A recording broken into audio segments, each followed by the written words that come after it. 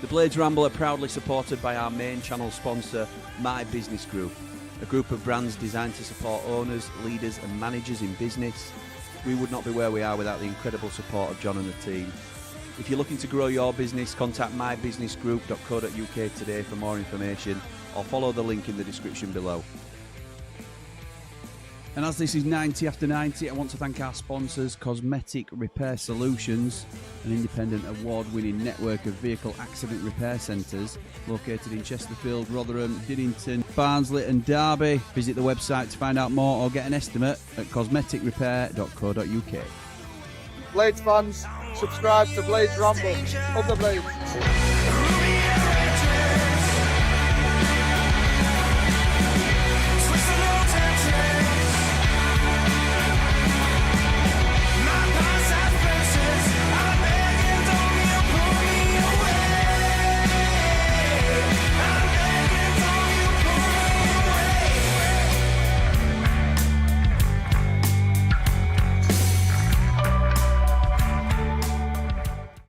What is happening, Blades, and welcome back to the Blades Ramble. I am, of course, Jimmy, and this is 90 after 90, later than usual, obviously, for obvious reasons.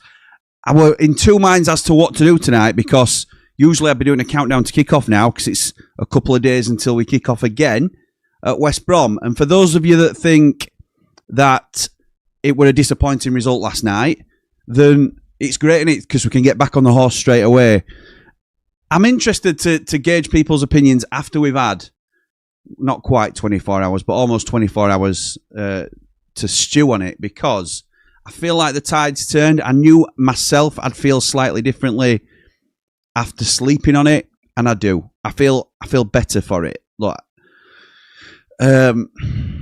we have to acknowledge the circumstances that we're under.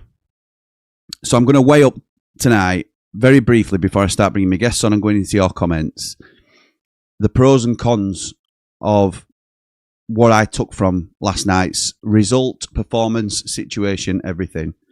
I'm going to start with the cons first, because I don't think we can spend too much time thinking about the negatives when we have done what we've done over the last 6 games. I think we have to acknowledge first and foremost that there's a bigger picture to this, and one sort of off night, and I say it's a sort of off night because I think there's justification behind it, does not derail us significantly, in my opinion.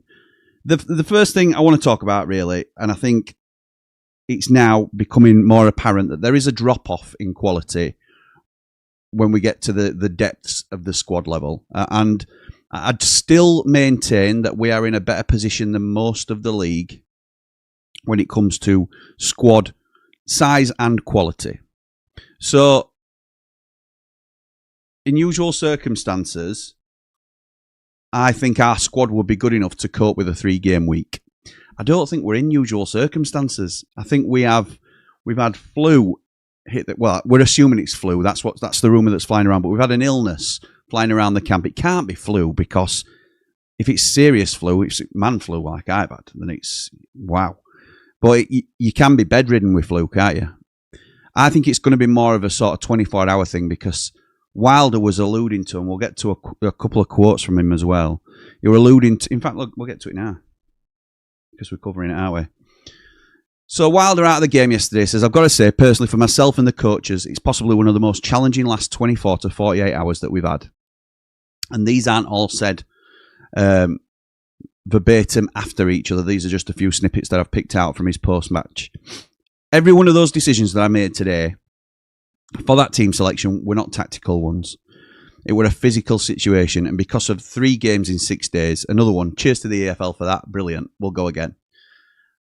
So there's the tight fixture congestion, like we're aware of and we talked about. Everybody knows about it. There's, other teams are subject to that.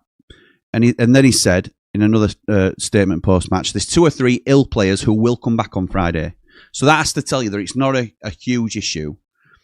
He said it ruled them out of the last 48 hours. The most notable ones are Sam McCallum and Jairo Riedeveld. I think that's really positive news. The things that isn't positive, the thing that's a real negative, and that's not necessarily from last night, it's just the situation we're in. The injuries that we're talking about is Sidney Peck and Mark McGuinness. He was asked a little bit about Sidney Peck, and it's a calf injury. So who knows how serious that is, how long that could keep him out. That is a real blow to us because of how influential and how good he's just coming into form. And it's typical Sheffield United, isn't it? That as soon as one of our players comes bang into form, something has to happen, has to sort of derail it.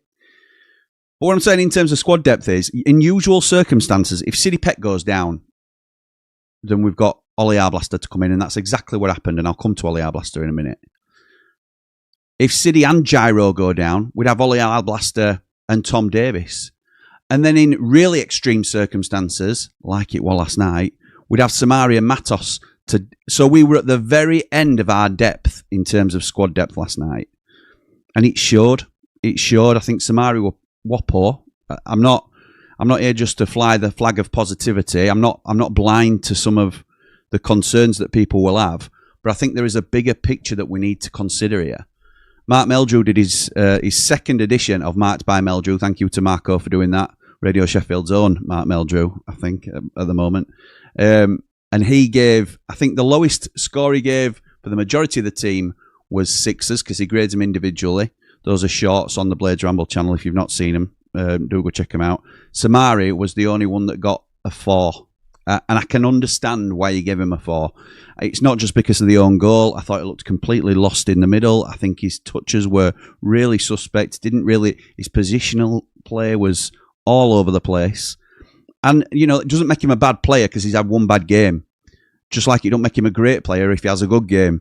There might be a player in there, but I would be surprised now if he starts on Friday due to the way that he played last night, because I think it was quite concerning. So in usual circumstances, the squad would have dealt with that because he's 5th or 6th choice when we've got all our players fit.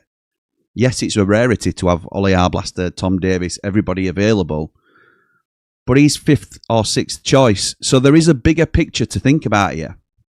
I mean, the biggest one is Ollie Arblaster coming back. I think that was the huge thing that I take from the game yesterday. It was clearly forced. It was clearly a last-minute decision. I think Wilder touched on that on his post-match as well, that there were no way he were told to that day that he was playing because there was something that came up last minute, whether that's Siddy's calf or whether that's Gyro's illness.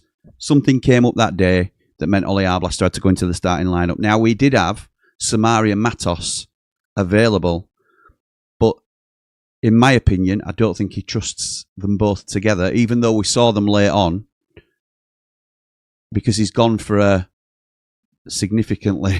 not significantly unfit, but a player in Ollie Arblaster who we want to wrap in cotton wool and protect and slowly reintroduce to the squad. He's been thrust into a starting spot because he's deemed to be a better player than Samari and Matos. And let's be right, he is a better player, but that's a risk from us to chuck our young, potential superstar back into the mix. A little bit dangerous and a little bit surprising, really, in terms of the team selection, but it just shows how light we were in that area. So does it mean we need to go in for a central midfielder? I'm not sure. Because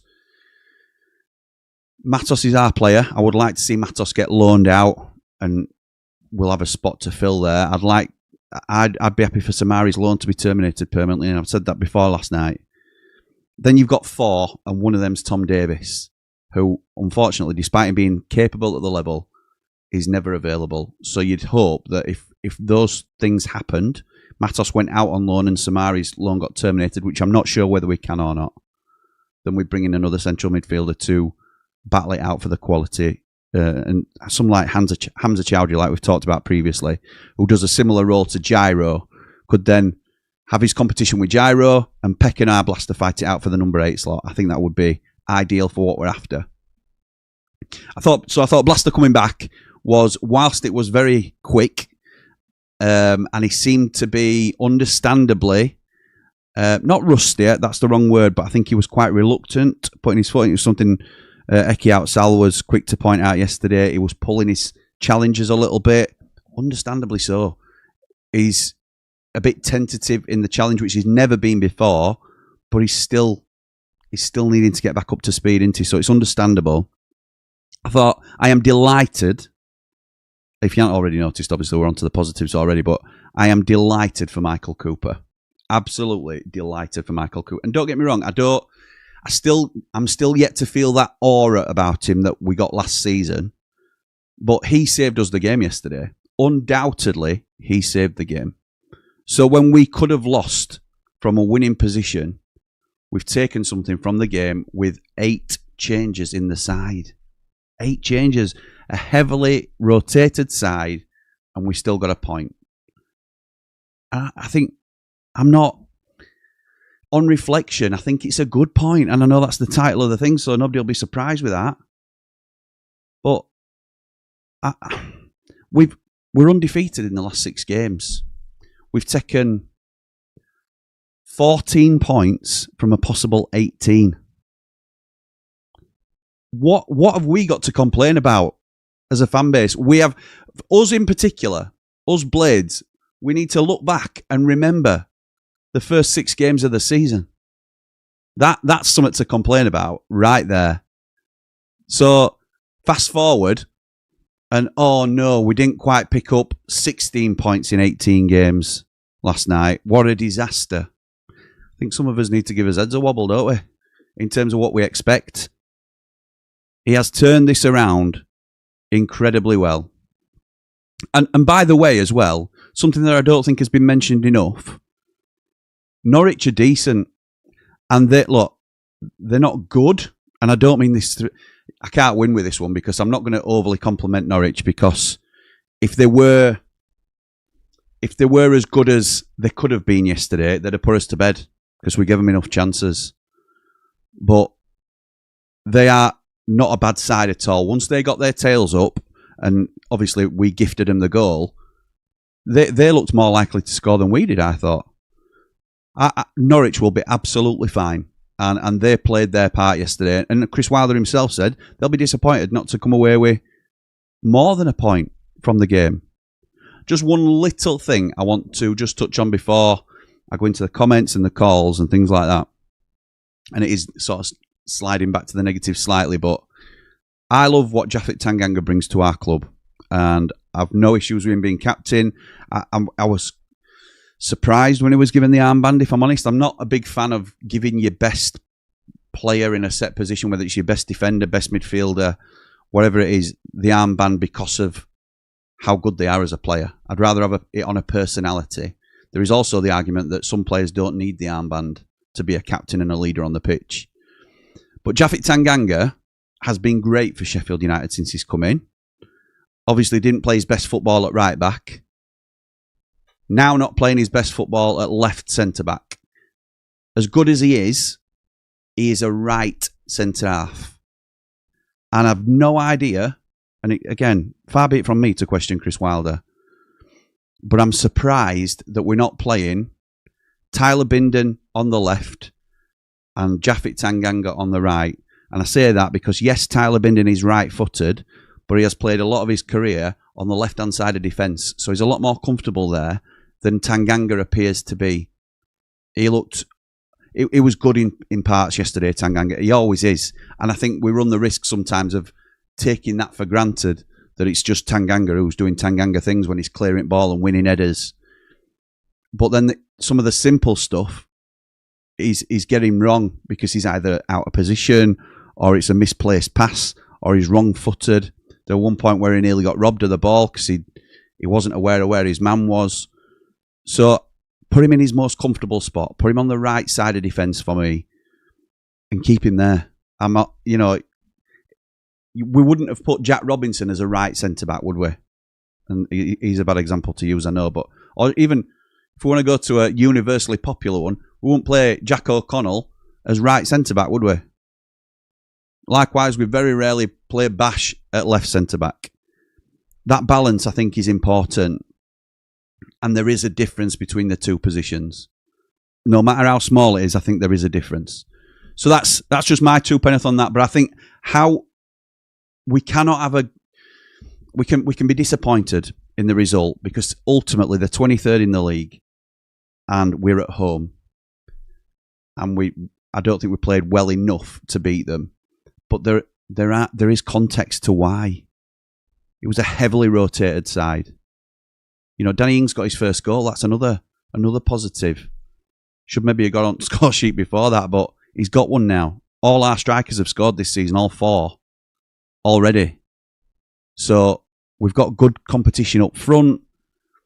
I think I'm okay with it. I'm okay with it. I think we need to go and follow it up with 3 points at West Brom, which will not be easy. But they're in a poor run of form at the minute. We'll talk about that more on Countdown to Kick-Off tomorrow. But I'm going to get into... In fact, no, because I'm going to jump to a caller. Because I know somebody has got to nip out. So I don't want to keep him on any longer than usual. You would know him predominantly from Ramble on the Road fame. It's the one, the only... It's Big T. How's it going, Big T? Now then, Blades. How's it going, pal? Mate, I'm going great. How are you? Good. I'm taking positives from last night. Good. I want to hear what you thought, mate. 'Cause you went, didn't you? You did a ramble on the road for us. I did. Let's face it. When we got that corner and he's running through and he's one-on-one, we all put his head in his hands and thought, we've blown this. We've chucked it. Away. Cooper makes that save. So we gain a point. That's a point gained. Agreed. 3 points lost now. Agreed. And to be honest, T, and look, you run this risk with doing stuff like Ramble on the Road. You were disappointed. I know you're always mostly a positive Blade, but you've come out. You were like, oh, that were rubbish. We weren't right good, and that's exactly how I felt coming out at ground. So I'm not calling you out for that, pal. Yeah. But you also said, look, we go again on to West Brom now, and it's a quick turnaround. That's the positive in it, that we can get back on horse now. I was thinking, go again because we didn't play well last night. The fact that we've got a game so close, we bounce straight into it.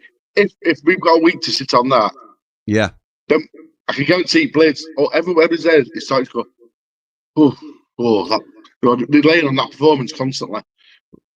For those that didn't, it was. For those that didn't see your reaction on Ramble on the Road yet, what did you think when you saw that lineup? Oh. Because to be fair, you didn't go into a lot of detail. In fact, it was quite funny because you said, "Look, if I talk about this lineup, it's going to take all my time up. I can't. I can't talk about it." I'm having a pint in cricketers and somebody's read lineup out. I went, "Well, is that subs?" And I went, "No." And I went, "How can we start in that?" I know. So you start back in your brains thinking, "Wait, what's happened here?" Then don't answer subs bench. They've a team from this World Top bench. You're thinking, what's going on here? Yeah. And then everyone's first thing everyone's saying is saving him off West Brom. And everyone's going, your most important game is your next one. Yeah, it is. Yeah. And it's come out now that everyone's badly and injured, and yeah. So from what we're hearing, T, and again, we don't know, do we? Because he keeps his cards close to his chest, and he should. But it looks like Gyro and Sam McCallum might be available for West Brom, and to be honest, that's all I think we need. I think we need Gyro in the middle of the park, possibly Bamford up front. That's all I'm saying. We've got Gyro, but who's going to play next to? Because I thought Blaster by half time was done. He was. Never mind half time. Half an hour in, he were done. Yeah, he were blowing, weren't he? He were blowing. I didn't expect him coming out for the second half. No, I know. And then he got to 60 minutes, and he was struggling to get off pitch. So who's Gyro going to play next to? Because there's no way you can start at West Brom. I don't want Samar in here. Or Matos. So I might get in early into your boots. Do you know what I think we could do? And I'm talking about just for a game, and I'm spoiling my own lineup here for Countdown to Kick-Off, but I think we could play alongside Gyro. I think he's very disciplined. I think we could play Gus Amer in there. Play Callum on the left, Andre Brooks on the right, and Gus Amer. Yes, he's not very disciplined in the two, but just for one game, I think he's the best option we've got. It's either him or Samari Matos or an half-cooked Blaster. I think that's the way to go. But would that leave Gyro exposed? Because we all know possibly. We all know that he's going to start wondering here, there, and everywhere. Now, Yeah, he's a fantastic player, but you can't. It's a bit like an old school Cantona. He plays where he wants. Yeah, he does. You Yeah, know, he does. you can't. Well, they can't say play on your right. He'll be on the right. He's on the left. He's on the middle. He's at back. he does what he wants. True. Yeah, he does. And he's brilliant wherever he goes. But I think that leave us exposed in middle. Possibly. So, who partners Gyro then? Don't know. And I don't get paid for that job. That's why he's being paid the big money, innit? That's why he gets the big money, not us. That's why he gets paid for. I don't know. I really don't know. But it shows, though, doesn't it, that he can't win. Not for lads like us, because we're, you know. But some people, no matter what team he names on Friday night, there'll be people calling it, and they'll be saying, "Why is he starting him there? Why is he?" And it's just the situation that we're in, and those Blades, we have to acknowledge that we're in a pickle at the minute, and we need to get through this sticky period while players are injured and ill. It just shows, like you said at the beginning, that after our first 11, we've got no backup.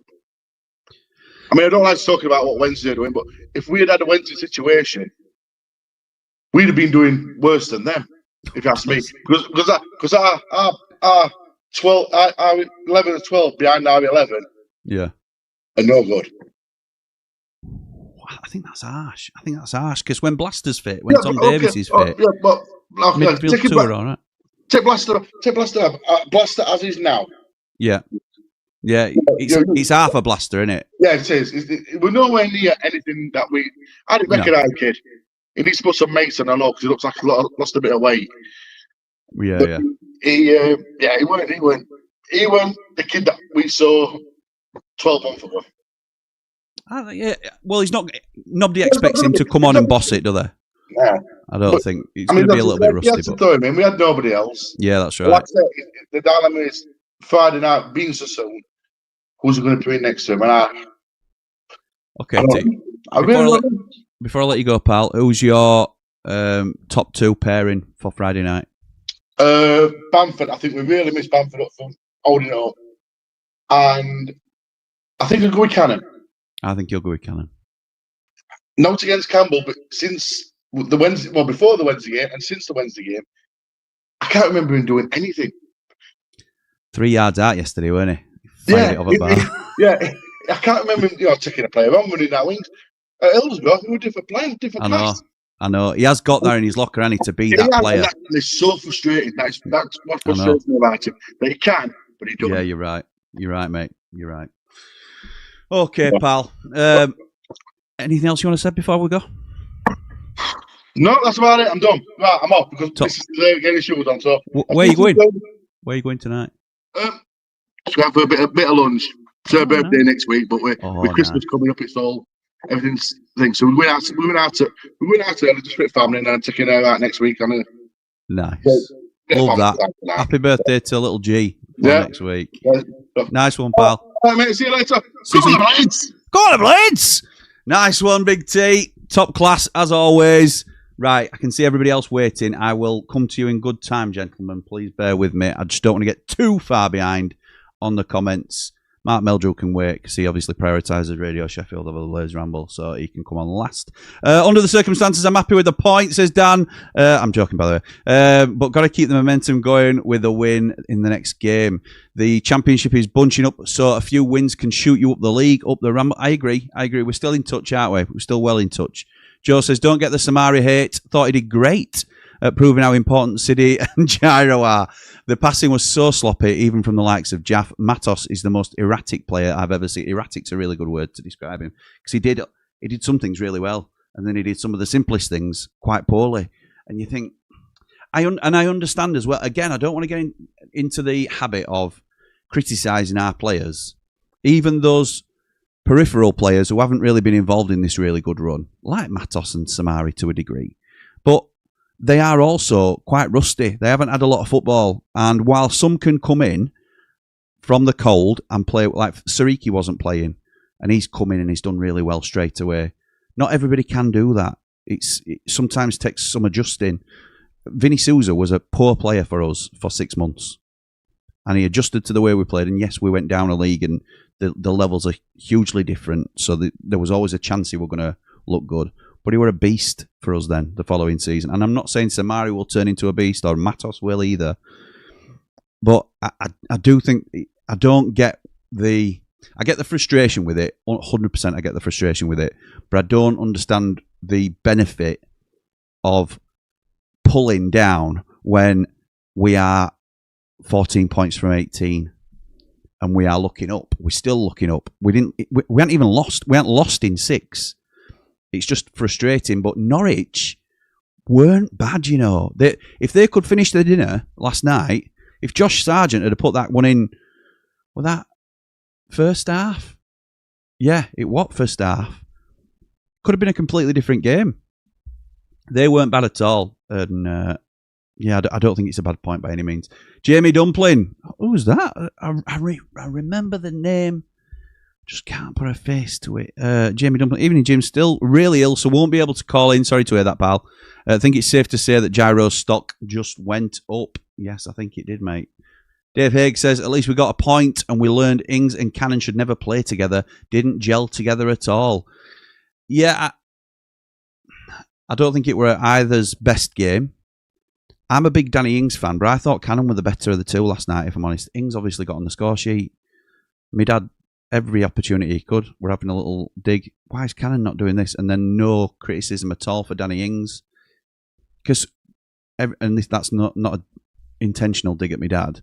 We're all like that with our favourites. Some people have criticised Michael Cooper this season. I haven't. I've admitted that I don't think he's had a great start and he's made mistakes this season, but I'm still with him and I'm still fully backing him. But he has been my favourite for a long time, or one of my favourites for a long time. So we're all biased in our own way to certain players. We've all got preconceptions of how we view players. So, it's tough, isn't it? It's tough if you are anti Tyrese Campbell, for example. I were arguing the other week that, yes, he's not been playing well, but then he goes and gets 2 against Sheffield Wednesday, and he buys himself some credit in the bank, surely. Surely he does. And I know that's a one-off performance, but what a one-off performance it is against them lot. So I think we have to try and get behind him, even if our brains are saying, oh, God, he's useless, or what's he doing? And last night it was Samari and Matos. And because I've criticised Samari previously, I don't want to be seen to be just jumping on because he's had a bad game. Because it doesn't help anybody, does it? It don't mean I rate him anymore. It didn't mean I rated him loads more when he had decent performances. I'm just not convinced by him yet. That's all it is. But he's a blade, and if he's wearing in the red and white, then we'll cheer him on, won't we? And that's where it's got to be. Point gained, I reckon, says Sheila. Yeah, I agree. Blade375 says, evening, Jim, feeling strangely positive. Getting a point from that with so many enforced changes to the starting 11. Credit to Chong and Blaster, thrown straight in and did well. We haven't mentioned Chong, have we? I thought Chong did okay yesterday as well. I have to say, I've talked about some of the positives, and I've missed a glaring one out. So Chong started yesterday, and I thought he was patchy. But not in a terrible way. But I thought he had a couple of dodgy touches, and I thought he had a couple of good touches, and then he was quite positive in the way he was playing. He was taking his man on. He was trying to get Sariki in around the sides, and sometimes it worked, sometimes it didn't, but he was trying. And he obviously assisted for the goal. I was happy with Chong's contribution yesterday. Then Andre Brooks comes on. I do not know what this kid's been eating, but he is an absolute beast at the minute. And look, not everything he did was perfect. And I have been a critic of his as well. And we said this about Sariki last time.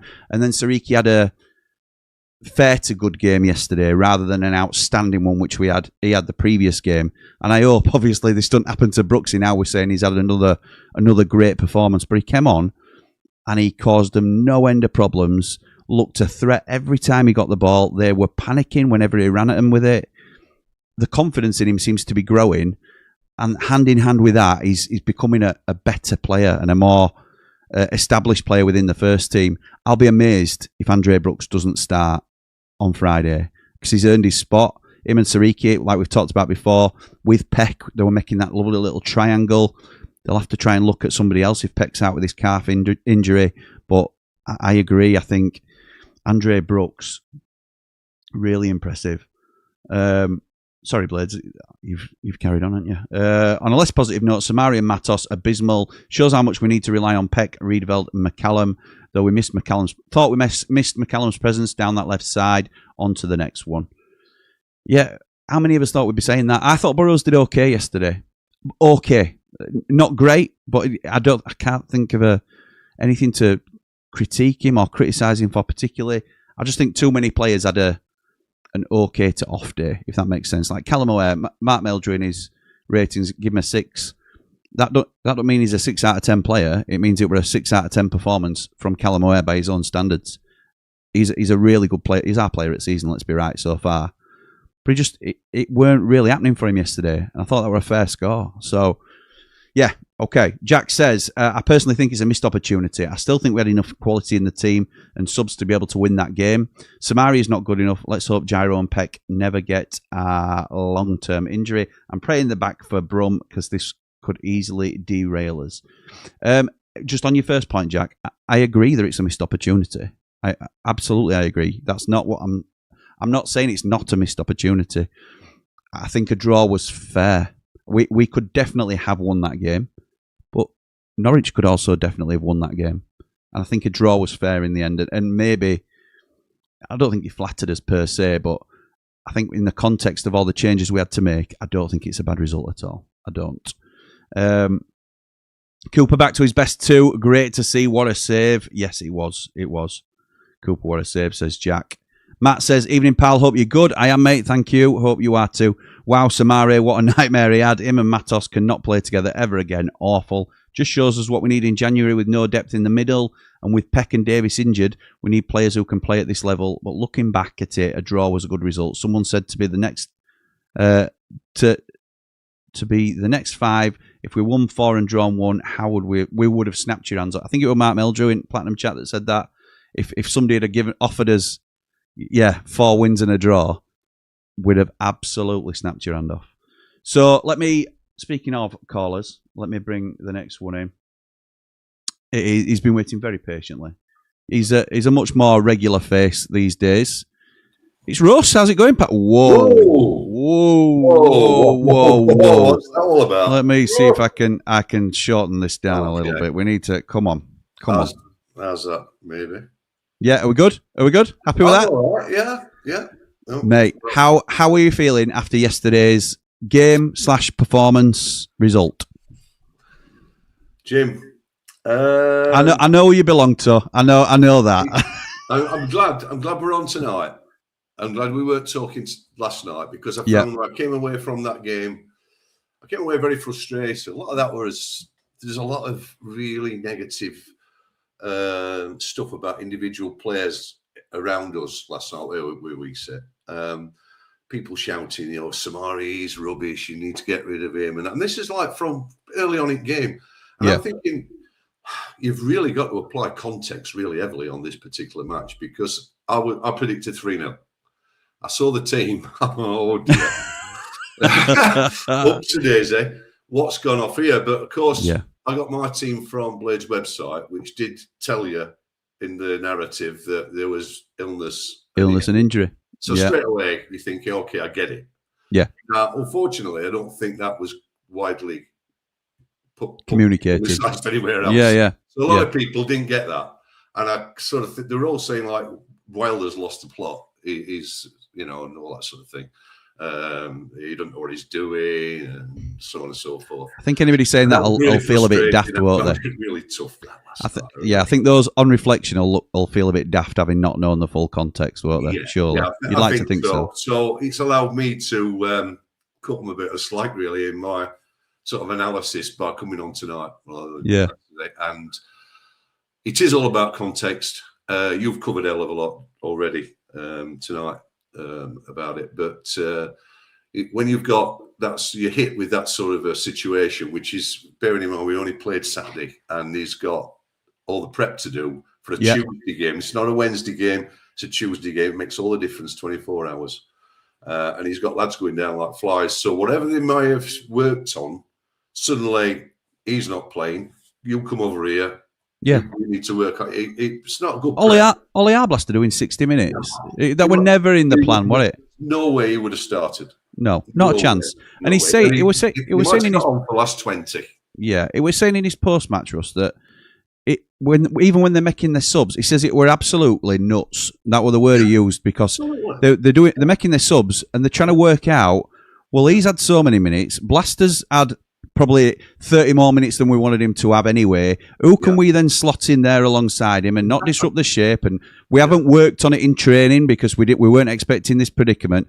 It's crazy. Yeah, I mean, Chris has explained all that now, hasn't he? Yeah. But I'm still seeing rhetoric out there. I know. It's like, it's as though you really, the thing is, Russ, be realistic. I knew Norwich had improved. Their performance had improved. I watched some of the highlights from their last couple of games. I thought, there's three worse sides in this division. Definitely. Yeah. When they came out at Bloxwell, I was very impressed. They cover ground very, very quickly. They're not a particularly small side either. Yeah. No, I agree. But they do cover ground and they close you down pretty quick. Yeah. Our press was off. It was uncoordinated, probably through lack of preparation. Yeah. But we really only had one department that was up front that was stable. Yeah. That's true. And defence was scratch. They were. It was a scratch side. And it's so unfair on Samari and other lads, Matos, when he come on and what have you, to give him too much stick, because as you pointed out, they haven't played that much, particularly Matos. Yeah. He doesn't really know. I think last time he appeared, did he put him at right back? Yeah, he went on at right back last time. So the kid's just wherever he's filling in wherever he's needed, isn't he? Yeah. Absolutely. I just don't think you can judge him. I mean, in that respect. And the same with a few other lads. I think you look at the defence there, and we talked about Jaff. Now, Jaff's performance was below par, let's say, last night. Yeah, I agree. But suddenly he finds himself with not a lot of protection in front. And that was before the match even started, because he knows what was coming. Yeah, very true. He knows what was coming. He knew that it was going to be a tough night. Yeah. And it was true. They were breaking throughout middle of park. Big gaps in midfield, weren't they? But again, you can understand why. Blaster's blowing after 30 minutes because he's had no football for a year. Right. He's a fit young kid, but he's had no match sharpness. Is a whole different animal, isn't it? Yeah. So I think I would say on the round, he did well. He did very well. I agree. But wrong circumstances, really. Yeah. I think it's one of these, we've got to put it behind us, move on Friday night. Hopefully. You take the point, don't you, Russ? You take the point. I mean, I hate point. I hate draws. I'm not a draw person. At home as well, it's disappointing. But when they equalised, I thought, right, that's it, I'll declare. Yeah, especially when they go up at end and they nearly put one in. And Cooper saves it. I think it's might be controversial here. My man of the match, it's Cooper, right? But I had to be talked into that because I thought Bindon had a cracking game. I thought he did well.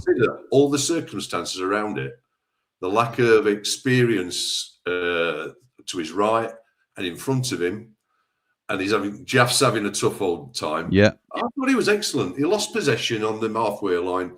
He lost his battle. Kid went through in first half. Yeah, he did. There were a misplaced pass in second half.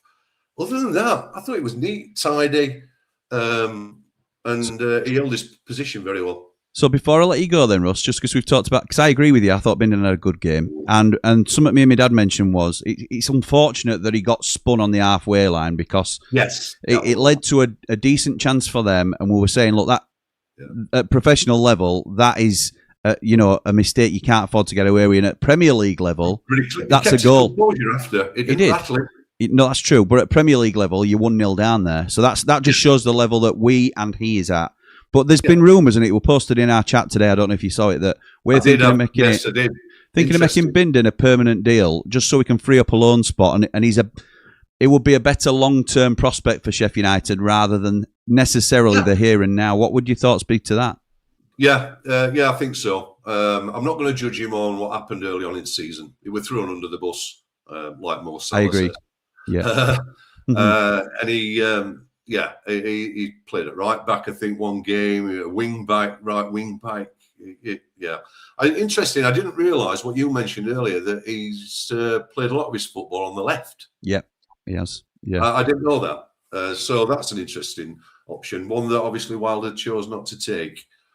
Yeah, I don't know whether it was whatever reason, but I don't know whether it was player led in terms of he wanted Japhet Tanganga on Sargent or Bindon on Sargent for being whatever it was. I'm not sure, but there will be a reason behind it, and Wilder will be right. It's just I'm speculating as to why it's. I think Japhet Tanganga is definitely better on the right side of defence, and if we know Bindon can do a job on the left side of defence, that's probably a better balance. But to answer your question, really, Bindon long term.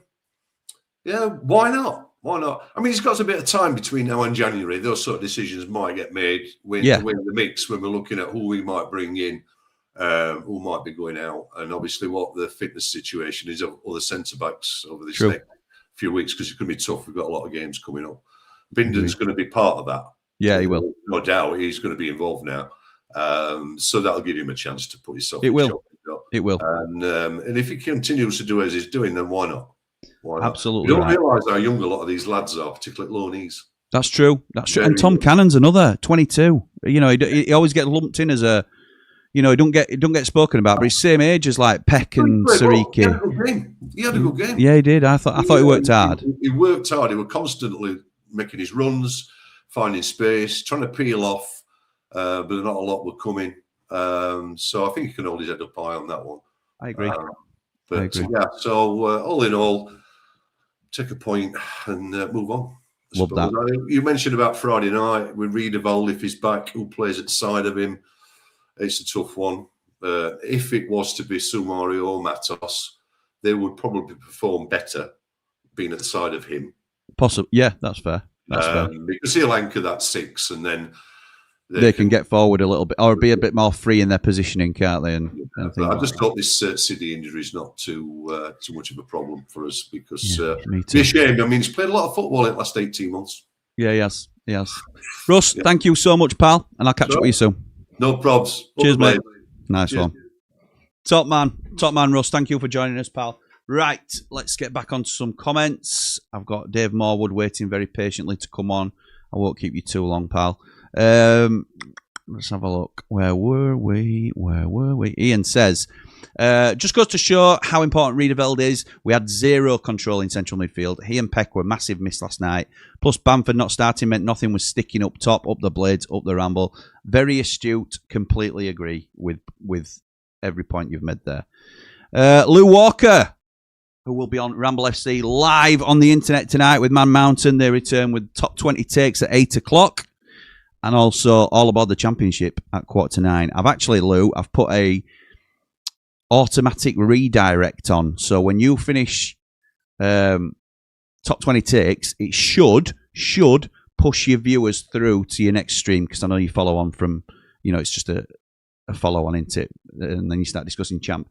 So Lou says, disappointing result, but no need to lose our heads. Tough ask to find the continuity with 8 changes. Ridiculous fixture schedule, needs must. On to West Brom, who are in poor form. Fancy a win, up the Ramble, up the Blades. I have to say, and again, I always like to try and give props where they are due. While we were all getting, not all, I never speak for everybody, while a lot of us were getting carried away with, well, we'll beat Norwich. We need, as long as we focus on the game in front of us, we'll beat Norwich, and we'll keep going. Just focus on that game, make sure we beat them. I said 3-0. Russ has just been on and said he said 3-0 before the game. A lot of us were confident that we would beat Norwich handsomely, not knowing what was around the corner with the injuries and things. Lou was always a little bit wary of that fixture, and he said it a couple of times, I think on stream as well. I'm not comfortable with this game coming up against Norwich, and I think we might not struggle. That wasn't the words he used. I don't want to put words in his mouth, but he was wary of them, and right to be, obviously, in hindsight. Justin says, probably an okay point, given all the changes, but from the regulars that did play and came on, I thought it was a very arrogant display. Just show up and we'll win mentality. On to Friday, up the Ramble. Oh, I think maybe, Justin, maybe there's a bit of that. I thought it was more, there were no urgency. And maybe that's the same thing in a different way. I didn't feel like there was a burning desire to go and get the winner. I thought there were a little bit of dallying at times and stuff. I didn't interpret it as arrogant, but I can see why some people would. Paul says, to be honest, with illness and injuries plus Norwich being a bit of a dodgy side for us last few seasons, I see it as a great point. Can't every game, but at least we didn't lose. Yeah, that's true. Up all everything. Thank you, mate. Bald and brilliant. That's Ali. I'll be on football therapy with him tomorrow night. He says, I find it hard to criticise the team yesterday due to the amount of changes and the reasons for them. It wasn't great. Some looked rusty. Some didn't play to their best ability, but we managed to draw. We kept the unbeaten run going where we would have got beaten earlier in the season. Correct. 14 from the last 18 points available is a great return. Hope there's more to come. Yeah, me too, pal. Me too. Andy says, one of those games with enforced changes, making it a challenge. Looking forward to the Baggies away with a more settled team. Up the Blades, up all the Rambles. I hope it's a more settled team, Andy. We're assuming that, aren't we? Because he's sort of intimated that Gyro and McCallum may be available, or will be available even. But he's not going to reveal his hand, is he? Because Ryan Mason will be looking over his shoulder to see what he's got in his hand. So whatever he says, it's likely that his press conference is tomorrow. So I'm assuming we're going to be doing a half the presser. Let's have a look. Have we got that for an upcoming thing? We should have had, but I don't think we have. So I'm not entirely sure what time it will be, but I'm expecting a press conference tomorrow.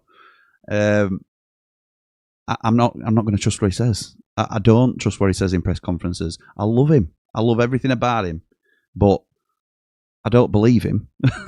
Certainly when it comes to player availability, I don't. Luke says, great point under the circumstances. I'm baffled by some of the reaction online, but not surprised. Yeah, me too. Me too, mate. Me too. Ontario Blade, thank you so much for a generous super chat of $10. Jimmy, to you, your family, and all the worldwide Ramblers, Merry Christmas, Joyous Noel, Feliz Navidad, Buen Natal, Natale, whoever she is, and a special Mon Chapeau to Andy the Blade. Thank you so much, Ontario Blade. Very much appreciated. Very kind of you. And that gives me a lovely little stop checkpoint where I know exactly where I am in the comments. And we can get back to that. But Merry Christmas to you and your family and everybody watching. It's a bit early for me to be giving out the Merry Christmases because you'll be sick of seeing my face for the next 2 weeks anyway, right up until. So you'll still see me before I get to officially wish everybody that. But thank you so much. I really appreciate that. Right, let's get our next caller on. He's been waiting very patiently indeed. I need a laugh, so I hope he's in the mood for perking me up. But it is the man, the myth, the legend, the Cornish Blade, Dave Mwood. How's it going, Dave? My word. Hey, Jimmy. Whoa. I know, you're so high up there. That's how you still go. There we go. That's better. That's better, mate. How are you feeling? You okay? No, I've been ill all day. Have you? Yeah, I got up early. For some reason, I don't know why. And then... That's not like you anyway, is it? No. No. I had to get up early yesterday because I got a parcel coming. All right. 7:30, so, but, you know, but round about 11ish, I started being ill, and I thought I'd be better in bed because I don't have to run upstairs. Well, I can't run upstairs. I'm blowing going upstairs more than our blaster is after 60 minutes, man. You know, don't make me laugh at you being ill. That's not why I'm laughing. So how are you feeling now, mate? Are you any better after a rest today? I got out of bed about 5:30, so yeah, I'm feeling a bit better. Okay. There's so much going around, and whatever they've got at the lane's not flu. I know that because it was flu that nearly put me in hospital. It put me in hospital and nearly ended me. Wow. Okay. So it's going to be some kind of a bug that's going around. Yeah, I hope so. I hope it's something that they can recover from quickly because we certainly looked depleted last night, didn't we, in terms of quality that were available? Yeah, well, I mean, the changes that he had to make, it ruined the continuity of the team, didn't it? Those little definitely pieces we've got, like, you know, the trio on that side and McCallum and Gus on that side, and, you know, the midfield was like, you know, it was like as though he'd gone, well, I've lost most of my players. I'll nip outside and I'll get 11 fans to come in. and play. It were patchwork, weren't it? It were patchwork. It was, yeah. And, I think a lot of people complaining online about it, and I just think they've been spoiled over the last 4 games. Well said. And they expect it all the time now. Yeah. But, it's difficult, isn't it? Because it's hard not to let your expectations rise when we're playing as well as we have been doing going into that game. So I understand why people get carried away, and then they set themselves up for a disappointment. Then we are trying to, obviously. So we're not having a pop at other blades particularly, but that we, as people who have seen it for a long time, you have to never do that. You have to sort of recognise that this is going to happen, and particularly when it's an anomaly like illness through the camp where we decimated for play. And Norwich have had a lot of players out as well. To be fair, they've been saying the same. But if you'd been through what me and your dad's been through, and Ray and some of the others, like 4th division and stuff. We have seen. So I'll tell you a joke. What do you do if no, I better not. No, don't say that. He's honestly, I should ban him. If he weren't so popular, I'd be banning him from channel. But there you go. No, I mean we've been through like all 4 divisions, and we have seen some rubbish. Yeah. And these people are looking at this and going like, oh well, they were terrible. But do you think that's a generational thing though, Dave? I think so, yeah. Because, like, for example, and I don't mean to, Jamie Dumpling's brilliant. We love Jamie, but I use him as an example. Yeah, Jamie dumped you. Jamie dumped me.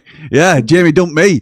But I only use him as an example because of his age, and I don't mean his attitude at all. But he has only seen us under Chris Wilder, really, from 2016. So he's only seen successful sides that have, yes, we've had relegations from Premier League, and to them that's end at world. And I understand that as well, because that's the most disappointment they've seen from a Blades side. But it's different when you've lived through different ups and downs with United, isn't it? So, and people will always say, oh, well, these old Blades talking about times gone by. But this is to be expected during a long season. My dad told me ages ago about it. The 4th division was like a railway trip. Crew, Yeah. Oh, Darlington, Yeah. So I think we don't react as much. The older side of us, I was disappointed last night. And, because I thought, well, when I saw the team, I was like, well, this could be harder than what lots of people think. Yeah. And but I was, like I said, disappointed we didn't get the win, but I was quite happy with a point. Yeah. I had to rely on at times Ronnie. Ronnie Mountain. Yeah. Top man. I had to because my Sky kept going. Like I heard that. Sky went down, didn't it? Yeah, a lot of people were relying on the man Mountain and Batman. It went down, and so I'd switch over to my stream, and then my stream would go, and I'd go back to Sky, and Lewis would go all the games back on, and I'd go back on, and no, it's not on, Lewis, it's not on. And then I'd get it on, yeah, it's on. And then Lewis would go, my game's gone, and here we go again. Game's gone.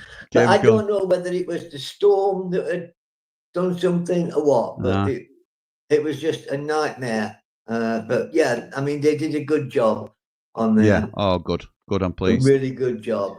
Before I let you go then, Dave, talk to me about what you thought to Ollie Arblaster coming back into the side. Obviously, it was a forced change where we wouldn't have wanted him to play 60 minutes so soon after returning, but really positive to see him back involved, isn't it? It's really good to see him back involved. And what I did like as well, I think it might have been at the start of the second half. He was. I thought at first he was 6'7" it, but I think he was geeing everybody up. Don't with that, honestly. He was geeing everybody up. Yeah. Like you said, the captain don't have to be the best player, does it? Yeah, don't have to wear the armband, does he? Yeah, that's right. He was still geeing them up, but I didn't think, I was like, oh my God, I didn't expect him coming out for the second half. Yeah. And then when I saw him, I thought, right, okay. But he did look, after like 20 minutes or so, 30 minutes, he looked as though his legs had gone. Yeah, I agree. For me, he'd gone at 30 minutes out, same as you. Big Tony said same, first caller tonight. He was surprised to see him come out for the second half. But that shows how thin we are, doesn't it, on bench in terms of options available. If he was confident in Matos and Samari, who haven't had those long-term injuries, he'd have played them from the start. He clearly don't trust them as a pair. So that's why Blaster started. About the thing that they haven't played. You know, if you looked at how many games they've played, or the minutes they've been on, like 2 games, minimal. Yeah. You know, so it was obvious it was going to be a bit of a hit and miss thing, but agree. You know, in the end, we got a point thanks to our mate Michael Cooper. Our mate. We stood by him, didn't we, mate? We stood by him, yeah. And we will again, because he'll go through more sticky patches than this. But he did at Plymouth. He went through sticky patches at Plymouth, but he came back stronger. Yeah. You know, and he is the best goalkeeper. Yeah, and if he has got some physical issues that he needs to deal with behind the scenes, that might actually help. Selfishly, might help Sheffield United, because we can't get a better keeper than him permanently, I don't think. So it's without spending an absolute fortune. So if we have to manage him carefully, and that's the way, you know, and he can't pass a medical at a Premier League club, then that might work in our favour. So we'll fingers crossed. Yeah, we'll see. Dave, thank you for coming on, pal. Great to see you. Man. Hope you start to feel better soon, mate, and I'll speak to you soon. I will. Up the Blaze and up the Ramble. Top man. Cheers, mate. Bye. Dave Mwood, absolute Ramble royalty. What a legend. Founding member of the Positive Blades. Absolutely top class from Dave, as usual. Right, let's jump back into some comments. Chariots of Fire says timing is everything. Against a better side, that would have been a defeat. Luckily, our depleted squad got a point and we move on. Hopefully, 1 or 2 will be back for Friday. Up the Blades, up the 10k Ramble. Thank you, my mate. Archie says, got outran in midfield last night, in my opinion, without Gyro and Peck. Not enough creativity and seemed very flat. Sariki was man of the match again, in my opinion. Huge threat of the night. I thought he did some things very, very well. And then I thought he could have chucked it away from for us at last minute. And I don't think there was just that pulled his performance down slightly. I think there were some other touches that were a little bit, put us in bother a little bit, over it and undercooked and stuff like that. But again, it's not a time to be slating players, because if he was consistently playing like he played on Saturday, then he won't be playing at Sheffield United. So he's a constantly improving player, and the consistency will come with that. I love the fact that he's now a first teamer for us. He's not like an option off the bench for us anymore. In actuality, I'd like some competition for him. Don't get me wrong.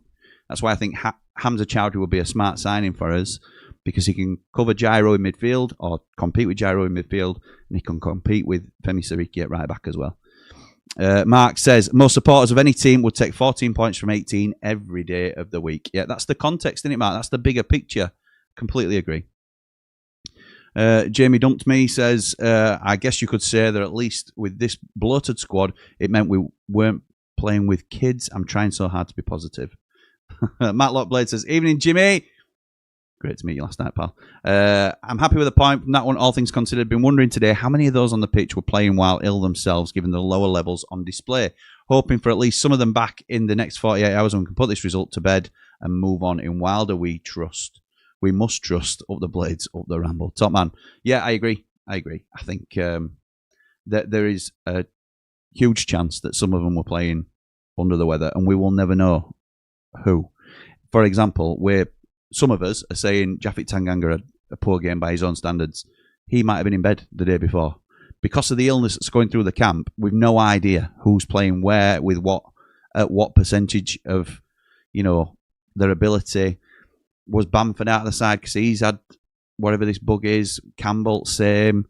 We don't know. Andre Brooks, or was it just a fitness thing on minutes because of minutes played on Saturday? Brand says, think Wilder used excuses like illness to stop 8 changes looking like disrespect towards... Oh, somebody's jumping on it background. I can see you there, pal. Wilder used excuses like illness to stop 8 changes looking like disrespect towards Norwich. He gambled last night and it backfired. I disagree with this, but it is a genuine theory. Should be able to cope with a 3-game week with a bloated squad. A big 2 points dropped, says Bran. I disagree, but I love the fact that you've come on and said that, because there will be people thinking that as well. There'll be others that believe that to be the case. Bisto Brett says, evening, Jimmy. Wish I'd not found my seat last night, but performances like that happen, especially with big changes.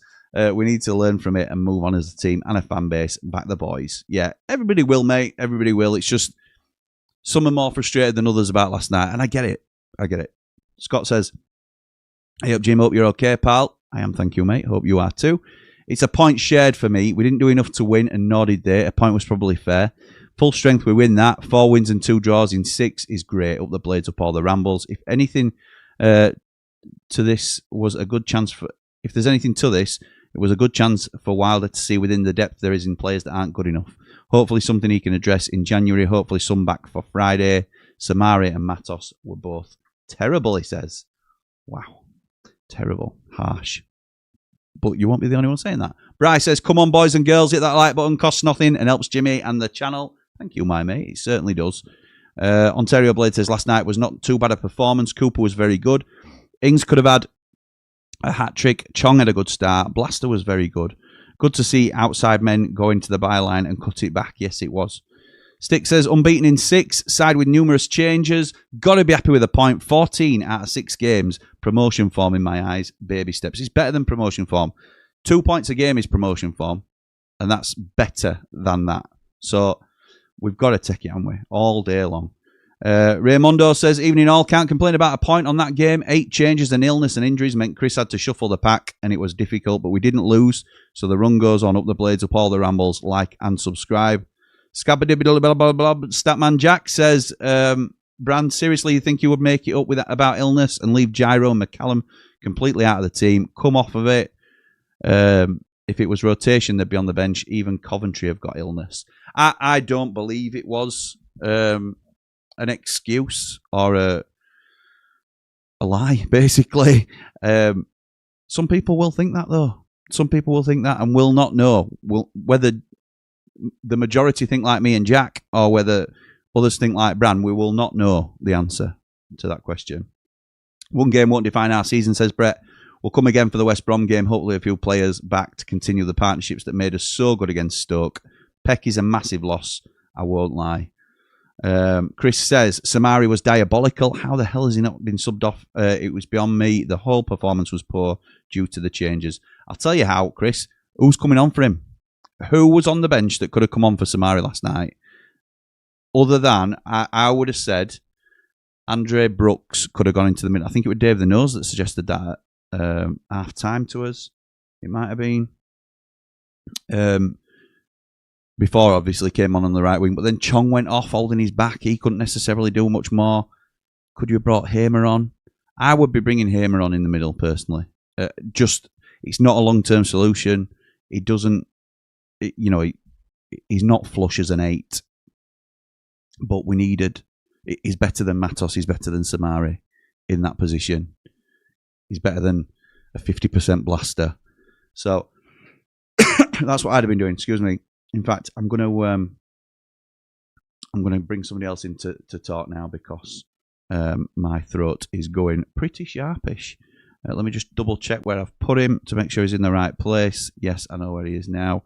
It is the one, the only, the latest member of the Ramble crew officially with his own little show now, backed by Meldrew. It's the one, the only, Mark Meldrew. How's it going, pal? How's it going, mate? You okay? I'm all right, thank you. How are you? I'm all right, thank you. How are you? I'm all right, thank you. How are you? Good. So, mate, I know how you feel a lot of these players played because I have watched Mark by Meldrew. So thank you for doing that. I'm really pleased with how that's going, by the way. I think that's it's proven to be quite popular already. A lot of positive feedback on that, which is surprising to say that you are perceived to be quite a negative blade. Perceived. I'm not sure that it's always the case, I'm not sure. I think what you are is a pessimistic blade rather than a negative blade. I'm going to put that out there right now. Rather than, I think you're not always that optimistic going forward, but it don't mean you're not feeling good about where we are at the time. If that makes sense, is that probably fair? Yeah, I'd agree with that. I think my view can be balanced when I want it to be, and I can go other way and absolutely let rip when I need to as well. So, yeah, it's a fair assessment. Don't really know what else to say, to be honest. No, I think that's fair. So what? Oh, you've given us your individual player ratings. For those that haven't yet seen Marked by Meldrew, is there anybody that you want to talk about off the bat that sort of stood out to you, or you think that's getting a bit of unfair stick or anything like that? Just something that I've discussed today with one of the lads this morning when I had a chat with him about last night, where he said that sort of midfield two partnership, it were a little bit sort of difficult for both of them, really, for equal measure in terms of Samari's not played a lot, really. And he's got somebody at side room who, let's be real, he's been out 12 months and he's been thrown into Lions Den when ultimately it wouldn't have been chucked in if Peck and Riedewald were fit. But flip side of that is you've got a kid who's playing for the first time in 12 months that's got somebody at side of him that is not up to the level, in my opinion. And I think I don't see how I don't think he personally had a decent game. I mean, I feel a bit for him for goal. I have to be honest. I think he's just not got his feet in right position. That can happen to anybody, can't it? I think. I think when you watch him a little bit more individually, I think his positional sense ain't great. And I agree. Think it lets him. It sort of really does leave gaps where that they were exploiting them in first half. But like you said, Jim, I'm not digging him out entirely because I thought as a unit, I thought we weren't at our best. But I do put that down to sort of changes that we did make, and it is what it is. I think it's a good point. We could have lost that game last night. I'm happy with 14 out of 18. If I'd have offered you that prior to what QPR were it or snap your hand off QPR, yeah. Were it QPR with that? Yeah. If I'd have offered any man and his dog that, if somebody offers it for next 6, yes please, yes please. For every 6 going after that, yes, we'll have it. 14 points. Thank you very much. Exactly. I'm happy with that. Listen, we could have lost that. Michael Cooper, great save. I thought he made a couple of decent saves. I know I saw Russ earlier. He touched on it with Bindon. I thought he was good again. Yeah, I did. And I think a little bit with some people. I think they just won't admit that he played all right. And I'm not about that. If I think a player's played all right, I'll say he's played all right. Yeah, it's more that I think people have already made their mind up on certain players, which is a natural thing to do. Like, no matter what, and it went to a point where no matter what anybody said about Ollie McBurney, you were never convincing me, Dad, that he were a player. There were, people had said that about me and Jack Robinson and all this. Once you've made your mind up on a player, some people are tough to shift. So if they've already seen that Bindon's not for them, then it's going to be hard to get him back round, and he's going to have to keep putting these sort of performances in to even raise some eyebrows, I think. And that's just not necessarily a Bindon thing. It's a natural thing to do with players, but you have to try and be as balanced as you can with all the squad, and sort of, if somebody plays well, you have to. I was never a huge Samari fan, and then he's played well last couple of times before last night, and you have to say I still might not be a massive fan, but he's played well. He's played well, and I can understand why he's been in team and stuff like that. So it's there's all these sort of things to consider. But is it right that I know you were going to look to be on Radio Sheffield again tonight? You're becoming a bit of a regular, aren't you, on Football 11? I went first caller tonight. Oh, yeah. So what did you discuss? Who were hosting tonight? Adam and Andy, because they were both they've got Rotherham at New York Stadium tonight. Right. Okay. So what was the chat with Adam and Andy? Just similar to what I've said. Like, I mean, just going on what you're on about there with Binder. The feeling I get with him at the minute. You look back at that Adkins season, and we had players like Kieran Freeman and Paul Coots, and Wilder come in, and he put him on transfer list. Yeah. And I'm not saying that's the right thing to do, but we in one season under that gaffer that we've got now, they went from 0 to hero. Yep. Do you know what I mean? And I'm not saying that's going to happen, but the thing like Russ has just said there, you've got to give him a chance under this manager, and he's got that chance now because of injuries that we've had to me and McGuinness. Obviously, me with his hand and stuff like that. We've got to give him a chance. That's all we can do. But I do think people are well within the rights to give that opinion on him if that's what they want to do. But I personally don't think it lasts too. I don't think he's done bad. Undoubtedly, players will get a chance under Wild. I could name you players just recently that have changed his mind. I don't mean like very recently. I mean like in the summer that he were thinking we're on the outs, and then they stayed for whatever reason, and they've changed his mind. They've become a big part of the squad, and you think you know, it's a genuine thing that he's laying down gauntlet to players and saying, you can play. Tom Cannon would be gone in January if he hadn't have hit a little bit of form for us. And now he's saying he wants to keep him because he sees him as a main actor. And that's because Tom Cannon's played well enough to stay in his plans. He might not be, you know, firing him off on all cylinders and things like that, but he's going to be in and around the first team because he's putting the graft in and he's got a couple of goals and he's looking a little bit sharper. So Sam McCallum's another great example. Been keeping Harrison Burrows, star left-back signing out at team on merit because Sam McCallum's been playing better than Burrows. So I think it is there to be grabbed. And the unfortunate thing with McGuinness and me being injured is the silver lining being Bindon gets a chance to prove himself. Last thing I'll ask you, mate, because I've got to keep going. I'm going to be out of time otherwise.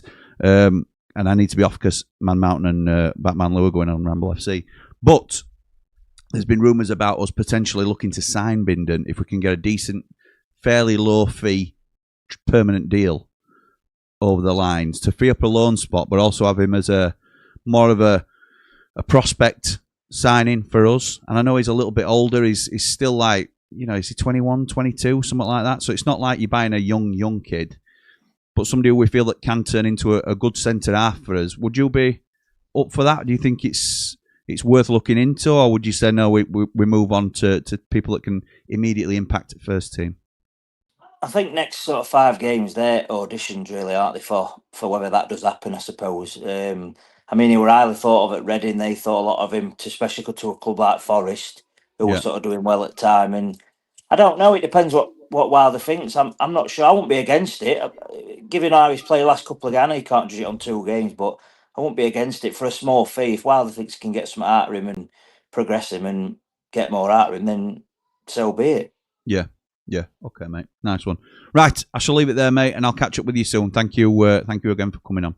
So, mate, take care. Cheers, pal. See you in a bit. See you, mate. Mark Meldrew there. Top man. Thank you for coming on. I'm going to jump straight into another caller. As I say, I'm pushed for time. He's the stat man. How's it going, Jack? Yeah, I'm alright, mate. You? Yes, not bad, thank you. Where are you? I'm at work. Are you?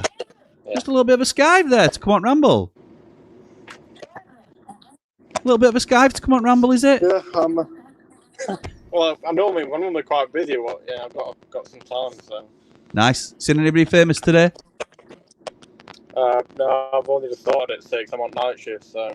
All right, okay. Hopefully we can keep you going. There's a couple of shows on Ramble FC tonight as well, mate. If you want to keep busy. So, what did you think to the game yesterday, pal? Well, I mean, before the game I said 5-0, but you know. I know you did. That's based on what everyone's seen Stoke, and that's why I think people are frustrated and wound up about us not winning because they're going off what happened with the Stoke game. But yeah. The thing with life, not just football, but life in general, it will throw you curveballs. And no one saw that lineup coming. So then you've got to readjust your expectations for the game. You know, like, look at Liverpool. They won the season, they won the league last year. Do you think they thought this was going to happen to them? And then they go and beat Real Madrid this season, but then they go and lose to, like, teams expected to win, draw to Sunderland, draw to Leeds. You know, these things happen. Yeah, agreed. Jack, it's a really staticky, dodgy line, to be fair. So I'll ask you one more question. What do we do in centre midfield on Friday night?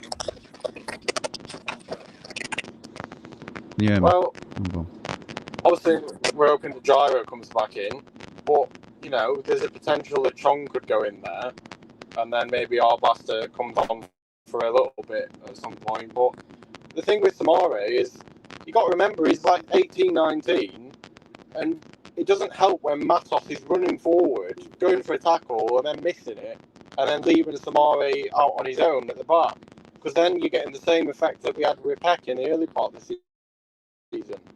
So Matos really, when we're 1-0 up, he should have just been sitting back and helping Samare out instead of trying to go for the crazy tackles, really. I think that's fair, but Samari, I've just double checked because I could not believe what you said then, and it's actually 22, Samari. So he's in the same bracket as like other players, but you're right. It's a young team, isn't it, overall? So I know exactly what you're saying. Jack, I'm going to have to let you go, pal. because All right, mate. No worries. it feels like you've got C3PO having an argument in background. So I'll catch up with you soon, pal. Yeah, all right. See you, mate. Ta-da. Wowzers. Okay, apologies for the crackling. And I'm not talking about what you'll be having on your Sunday roast. Let's have a look at what comments are coming in. Hi, Jimmy Pal. Nice to see Danny Ings hit the net. Maybe he'll start firing more. Decent point considering we had illness and injuries in the camp. That's 6 unbeaten going into the right direction, says Paul. Up the Ramble, up the Blades. Thank you, my mate. Jalti says, we're so far behind the top 6, we can't afford to be drawing games like these. Plenty of time for top 6, Jalti. We've got, 20? Hang on, how many games have we played? 20. So we've got 26 games left. 26 games to close an 8-point gap over teams. We'll play all of those teams above us again. So loads of time. No need to panic.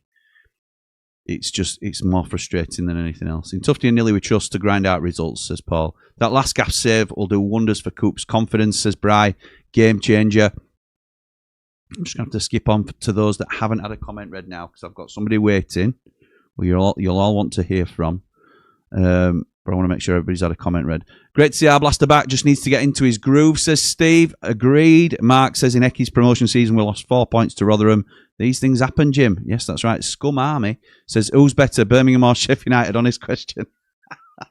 Honest answer, Sheffield United. Sheffield United are a better team than Birmingham. And that's what I believe. And it's said on the Blades Ramble. I don't know what some people expect. This is from a video that me and Cal Fowler have done on the channel for those that haven't seen it. And I'll be doing a weekly show with Cal on the Blades Ramble and on Cal's channel as well. 2 separate shows. So if you're not already following us both, please do. John says, morning, Jimmy, from a very thundering and lightning Australia. Let's be thankful for the points we've got and get to a safe place because we could very easily get dragged back in up the Ramble. Like and subscribe. Thank you, mate. John says, as you said, Jimmy, it's typical. We've been forced to change the side so drastically when we're in stunning form. Good job Cooper stepped up last night. Could easily have been a loss. Yeah, it could. Sheila, like Jack was saying there, could Wilder play Chong alongside Gyro? Possibly. I see Chong as more of a forward than I do a midfielder, if I'm honest. But Ian saying same. Can Chong play midfield? Has anyone mentioned Norwich using 6 subs last night? EFL regulation says maximum 5. What happened with that? It were a concussion sub. That I think Luke's clarified that as well. It were a concussion sub that they made with, I think it was Josh Sargent. Alan's with a £3 super chat. Jim lad, up the Blades, up the Ramble, up the JL. Up the JL. I've lost it. Okay. LA Blade says, evening Jimmy, before Leicester game we would have took a point but got 3, so a point last night on the points return from last 4 or 5 matches ain't that bad in my opinion. Yeah, that's decent. Lax Luther says the best thing Samari did was pull that guy's shirt and take the yellow. Yeah, after he lost it in the first place. Scott says Pep may be out longer than we think. Wilder always seems to tell little fibs. Yes, he does. Carl says that we just might have been the game Cooper that might just have been the game that Cooper needed. We might have dropped 2 points, but if it's given Cooper his confidence back, it could be worth 10 points over the season. Up the Blades, up the Ramble. Well said, mate. Well said. Kyle says when the lineups came out, I would have taken a point. There you go. Camdog says flat. Samari should do better and get his head into the game before the big mistake. Came from Oz to Sheffield. Tried twice to meet you at Triple Point. Can't seem to find a man with the golden mic. The Aussie Blade. We were there, mate. We were there at Triple Point before the game. So, yeah, we're always there. Most home games, unless I get an offer from Rich Carrington that I cannot refuse. An offer I can't refuse. Gaz Dunn says, just walked in, so won't take your time ringing in, Jimmy. When I seen the team last night, I would have taken a point. You're not taking my time, mate. You're always welcome. You know that, but I now haven't got time to take your call, but yeah, me too, pal. Dave says, Jim, you mentioned no urgency earlier. We had 2 corners in 6 minutes extra time, yet Burrows, then Gus took ages to stroll up to take them. What's that about? I agree. I'm saying to me, Dad, they're passing it along back line in injury time. Don't worry, lads. We're only trying to win game here. Jack says, love the channel, Jimmy, as a Leeds fan, but Dave saying this team wins the league last season blew my mind. Dave the knows. He really knows. So that might be the case. SLB says, how can it be anything other than a point gained, given who was available on the night? A month ago, 1-1 draw in Norwich would have been one of our best results of the season. 6 unbeaten, up the Blades, up the Ramble. Jack says, last thing I wanted to say was, I said before Stoke we needed 6 points from the 5 games. So to match where Coventry were last year at New Year, we need 5 from the next 4 now. That's incredible, isn't it, to be fair? Jamie Dumped Me says, on Birmingham versus United, look at where Brum are if you go on away games only. They'd flip that though, Jamie, and say, look at where they are if you go on home games only.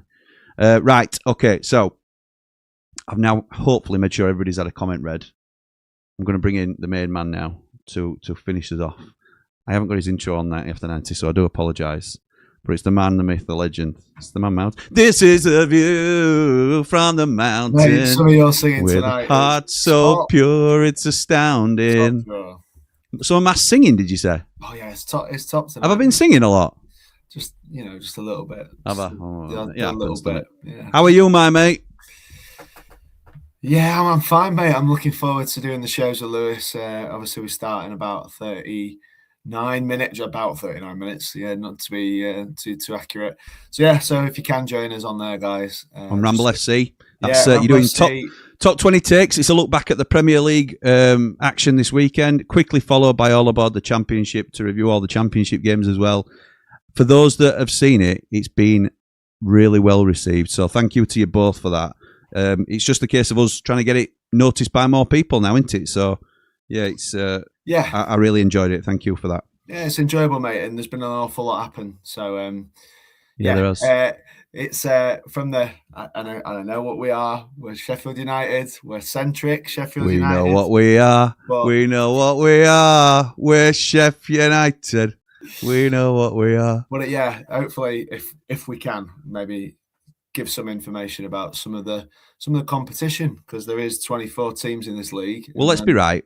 You've done what I like to do, haven't you? You've brought somebody on that does a lot of hard work and knows what they're talking about.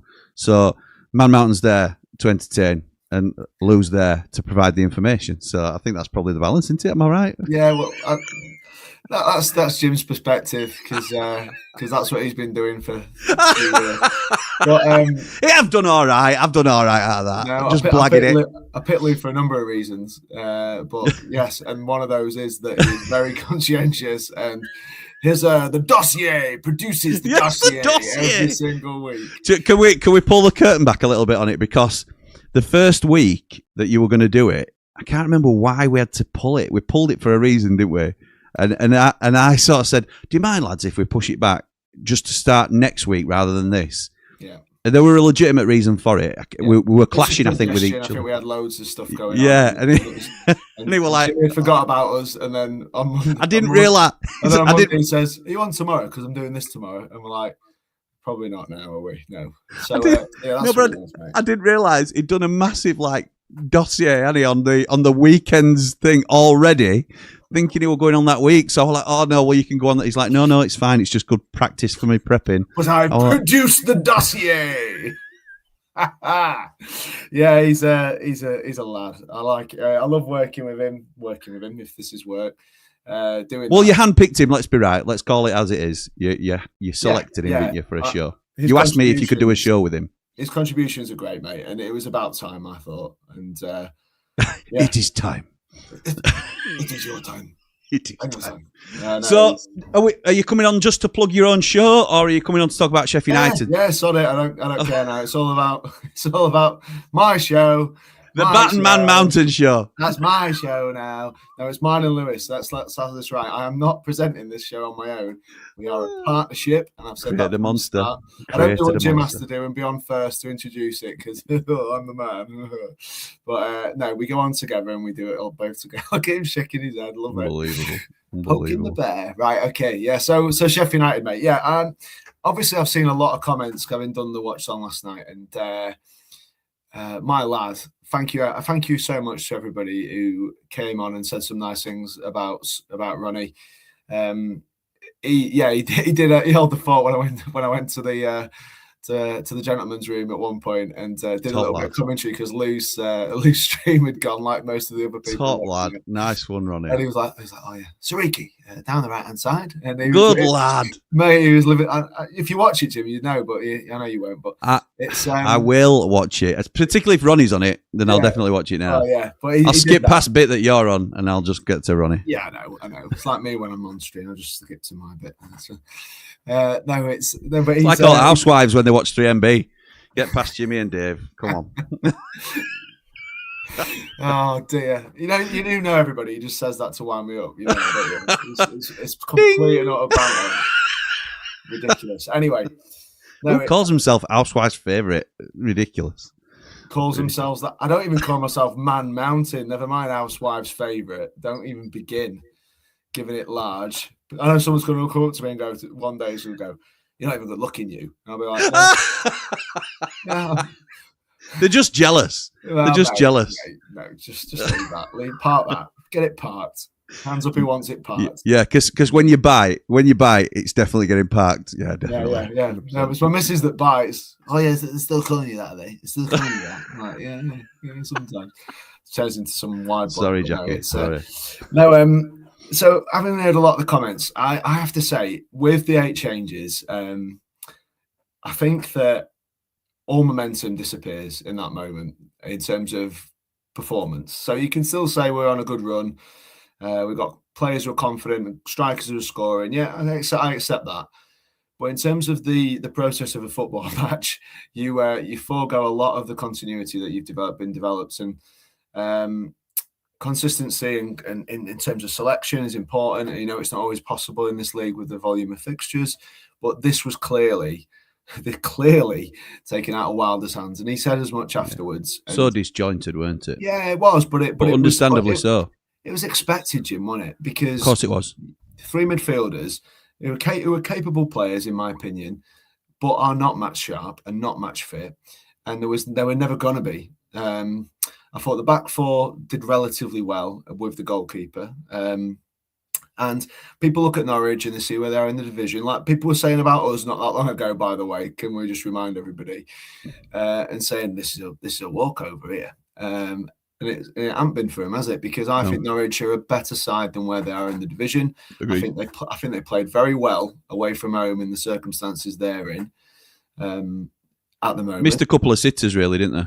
They did, and I felt that we were our own worst enemy for their goal, and I did think that was probably the only way they were going to beat Cooper on the night was by some mistakes on our part, and I think there were things that could have been done differently in the build-up to the goal. There's no denying that, I don't think. But and people talking about Samari, and he's getting a fair bit of stick, and when he was on with Matos towards the end, I felt for him because they're not match fit. They're not really, and certainly Matos for me is not a central midfield player that you can put into a side like ours, which is a side that wants to move the ball through the thirds. I think he did okay at Oxford. The things that they said about him were that he was very energetic and got about the pitch and made his tackles and did his stuff. But they're not the same type of team. I think he'd be good as a kind of someone who could follow someone around the pitch and is quite physically imposing in that sense. But in terms of being a game intelligent centre mid, I don't think he's quite that anyway, regardless of being match sharp or not. Yeah. I thought Chong did well for the goal and showed quality at time, but again didn't look very fit. I thought his combination with Sariki early doors was really good, and I think Danny Ingsel was a bit disappointed after the game because although he's got a goal, bit of movement, good play by Chong, gets his tap in. The flick header was unlucky, but the header in the first half was, for someone of his calibre, is a bit unforgivable. Yep. And I said it at the time, I think Japhet Tanganga would have probably chested that one in, the way he jumps off the floor and does it. So I think he was really, really upset with that, and you could tell he was a little bit dejected afterwards. Even the interview went, "Oh, you could have had an hat-trick," and he went, "Oh, cheers, mate." That's what he said. But he did save us and he did clear one off the line for us. I just feel like as Blades fans, we've got to be a bit more realistic. When 8 players come in and 6 of them certainly aren't going to be match fit and match ready.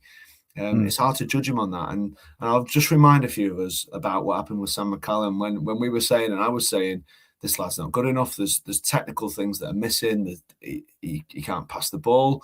Weight of pass is terrible. I was really going for him at one point because his performances were really poor. Yeah, he'd not had a run of games in the team, and now he's got a run of games. We're seeing a different player, completely different.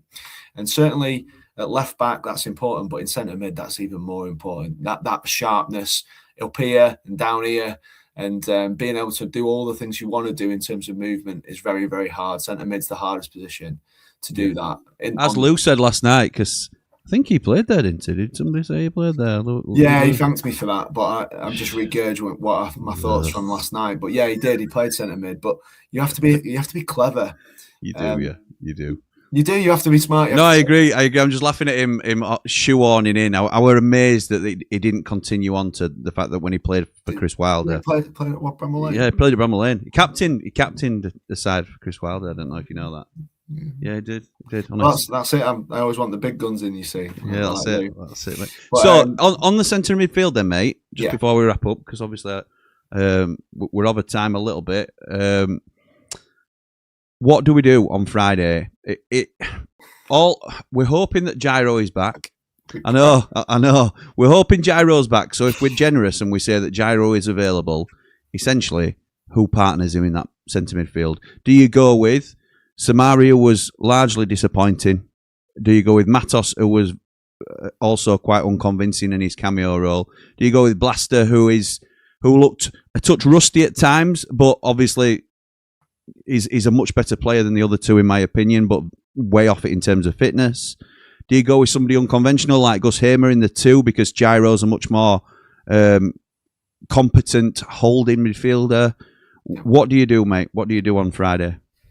I think Wilder saw what everybody else saw, and I think if you can get 30 good minutes out of Blaster, you get your 30 good minutes out of Blaster, because at the end, I'd say, yeah.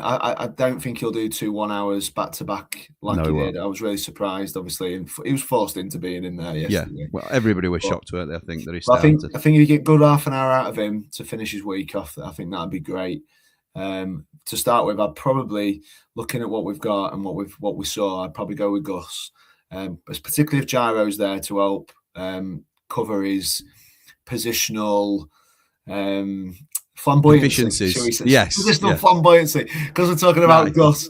We won't say positional naivety. We'll say flamboyancy instead. Nice. I like it. We'll go that. And so that would be my pick at the minute, because I just don't feel like Samari or Matos, based on what we saw, are going to be a choice. And then we bring Ollie on with half an hour to go and push Gus up, or if he's blowing, which I imagine he might be, replace him in there.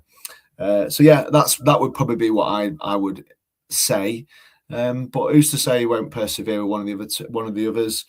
It's up to him, isn't it? I think we have to be realistic about yesterday. I thought Norwich were better than where they looked like they should be, and I thought that with the state of the team and the midfield in particular, it's not really a position where, if you're a centre half, I think you can get yourself through a game if you haven't played for a while, because it doesn't require the same kind of that's right, up and down and everywhere, is it? But that's true. At centre mid, it's just one of those unforgiving positions where even if you blow in and you're out of position, it can expose your team and it can cost you an awful lot. So give us a score prediction then before we go. West Brom. I'll do mine in countdown to kick off. But what are you saying? I'll do 2-1 United. I think despite all the challenges we're facing at the minute, you still fancy us to nick it? I do. I think they're a struggling side. I think they've come back in the second half, and by the look of it in their game, 3-0 down at half time, the manager's probably said to him, "Boys, you're stitching me up here. I'll be down the road if this carries on." And they've put in a performance second half, but that'll be a lot of effort on their legs and them as well. So it's not just us with big fixture lists and issues. And if we do get the 2 or 3 who've gone off ill back in the squad, I think that serves us well. They are going poorly, aren't they, in the league? And I think if we go there and beat them, it might be his last game. He might end up getting sacked to Ryan Mason. Yeah, I think it's hard, isn't it? Because they're perceived to be a reasonably big fish, West Brom, in this division, and rightly so because of the record. But they haven't had a lot of budget really, and they lost a few on frees and bits and bobs at the end of the season. Ajayi, Swift, and a few others. So I think they're not the most recognisable team. They've still got Grant up the top of the pitch, who's a good lad. They've got is he Scandinavian? The guy I can't remember pronounce his name. It's a funny one, but he's doing well. But he's a bit more of a tryhard. I've seen he's left-footed, isn't he? And he's an hard-working player and he's energetic. But again, I did say to you the other day, I think the fixture lists helps the bigger clubs in terms of the ones with the better squads, which I think we fall into that a little bit more now. If we hadn't have had illness in the camp, you'd have fancied us to take the win last night. Yeah, probably, and that would have been an example of the fixture list helping us because we've got a better squad overall. But we probably should have. Let's have it right. We probably still should have squeaked a W last night. Probably, just about. Maybe. Right, mate, we'll call it there. Thank you for being our last caller on 90 After 90. Thank you to everybody for commenting and those that called in. If you would like to call in as a part of 90 After 90, it is a part of the Platinum Rambler privilege, and there will be details in the description below. I don't plug it very often at all, because whatever support you can give the channel, whether it's just a like or watching us, it's very much appreciated. If you're not already subscribed, that also really helps us out. But for now, come on, you red and white wizards. Back in 20 minutes, boys. Ramble FC.